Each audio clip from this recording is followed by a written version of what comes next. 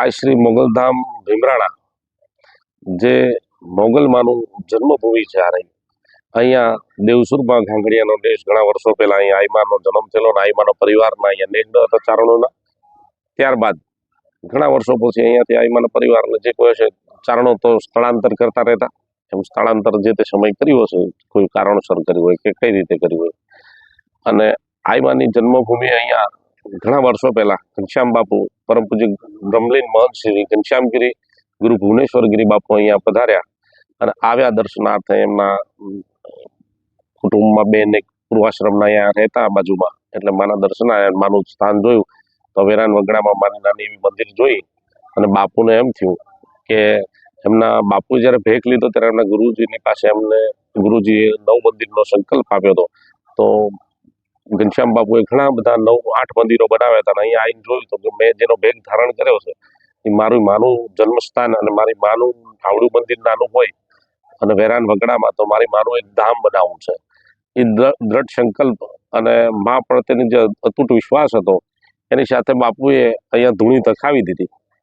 અને આઈમાનો જન્મભૂમિ અને પરમ પૂજ્ય બ્રહ્મલીન મહંત શ્રી ઘનશ્યામગીરી બાપુની આ તપોભૂમિ ભીમરાણા, જ્યાં માં હાજરા હાજર બાપુ સાથે હોંકારે માં ભેડી બેઠી હોય એમ જ્યારે બાપુ અહીંયા આવ્યા ત્યારે એક ટંકનો રોટલો નહીં, પીવા પાણી નહીં, રહેવા ઓટલો નહીં કે લાઈટ કોઈ વ્યવસ્થા નહીં, પણ બાપુએ દ્રઢ સંકલ્પ અને મા પ્રત્યેની જે ભાવના અને મારી માનું ધામ બનાવવું છે એવું અત્યારે બાપુનો દ્રઢ સંકલ્પ આપ જોઈ શકો છો. અત્યારે કે આજે અત્યાર સુધીમાં તો રોજિંદા તો હજારો માણસો અહીંયા પ્રસાદ લે જ છે, પણ આજે ગુજરાતભરમાંથી હજારો માણસો આજે આવ્યા.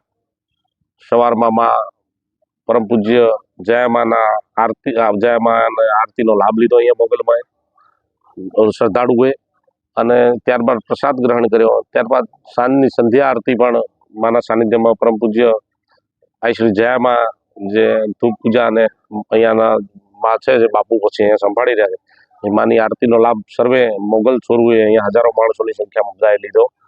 અને રાત્રિ દરમિયાન ગુજરાતના નામાંકિત વિશ્વવિખ્યાત કલાકાર કીર્તિદાન ગઢવી, માયાભાઈ આહિર, સાગરદાન ગઢવી, અન્ય નામાંકિત કલાકારોએ પોતાની સંતવાણી પીરસી અને શક્તિ વંદનાનો સર્વે મોગલ છોરુએ લાભ લીધો.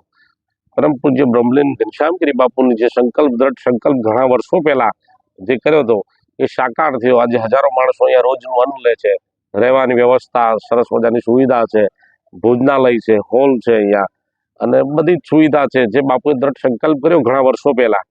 અને ત્યારબાદ બાપુ અગાઉ બ્રહ્મલીન થયા ત્યાર પછી અત્યારે આ પરમ પૂજ્ય શ્રી જયામાં છે તે બાપુ સાથે ઘણા વર્ષો પહેલાથી અહીંયા આવતા અને બાપુને કહેતા કે બાપુ અહીંયા હજારો માણસો જમતા હશે અને બાપુની સાથે ભક્તિ અને શક્તિની સાથે આરાધના કરવાની આ શ્રી જયામાને અત્યારે આ સર્વે મોગલ ચોરોએ લાભ લીધો.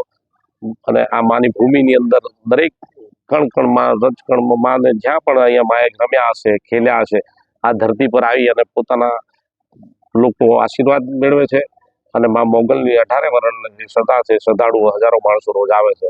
બોલે મોગલ માત કી જય.